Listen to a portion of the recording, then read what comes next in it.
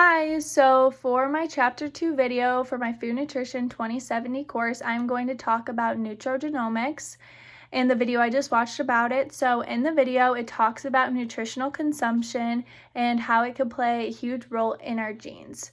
Nutrigenomics is a study of science that aims to understand how food, nutrients, and compounds found in food impact gene behaviors. And this will eventually be able to help prevent diseases and provide more nutritional advice based on their specific individual gene profile. Nutrients can influence changes on genes depending on which nutrients we intake. For example, if we have an excess amount or a deficiency of one nutrient, it can change this gene and make us at more risk for health problems because we may really need that nutrient without knowing it. Having this gene instability can be influenced by diet composition, fiber content, food structure, and gut microbiome capacity. Genes also influence nutrition, which creates an ongoing cycle between the two.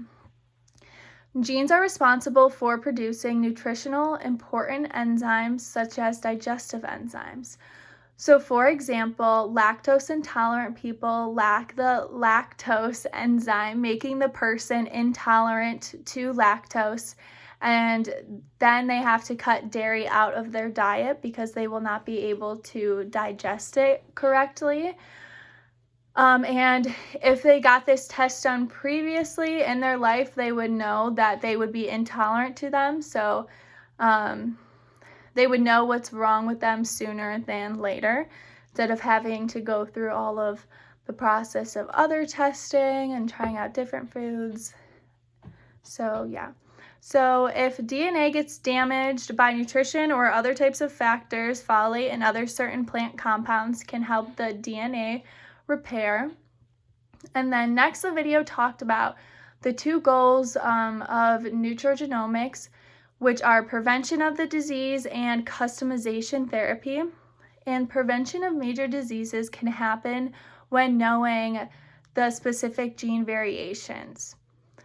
They could start using protective nutrients to help reduce the risk of getting this disease, which can be very beneficial in mostly everyone's life to know. And then customization therapy is nutritional advice to an individual based on their specific gene profile and variation. So I believe that this type of therapy can be more beneficial than some other types of therapy because they will know the specific risks that are given or not given, the specific risk to the individual. So knowing that this will happen makes people more likely to listen and follow through better to the recommendations given when it's personalized specifically to them instead of the recommendations that might help. Or when given a broad of recommendations, it is hard to decide which route to take because you don't know if this will work, so you might have to go through trial and error, but knowing the specific answer on what will help will be beneficial, and people, I believe, would actually go through with the diet because sometimes changing your diet can be very hard, but knowing it will help you in the end is a good thing.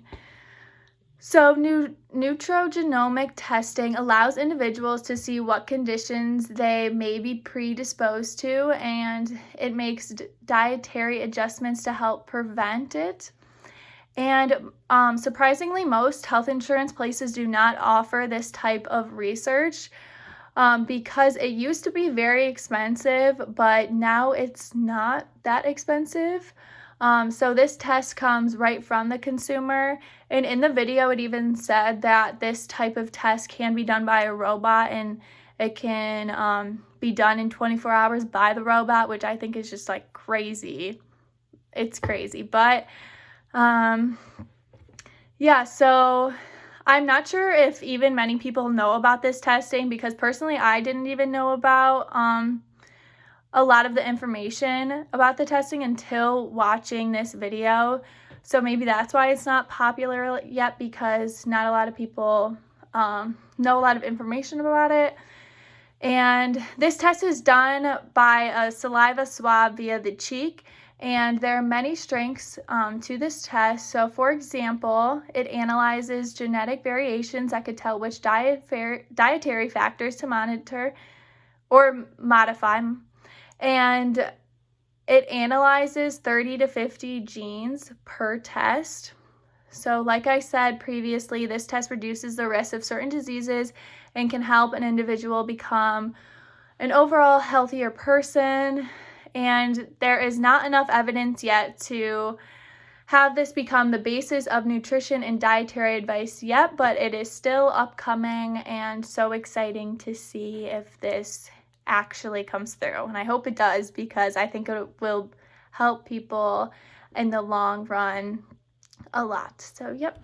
All right, have a good day.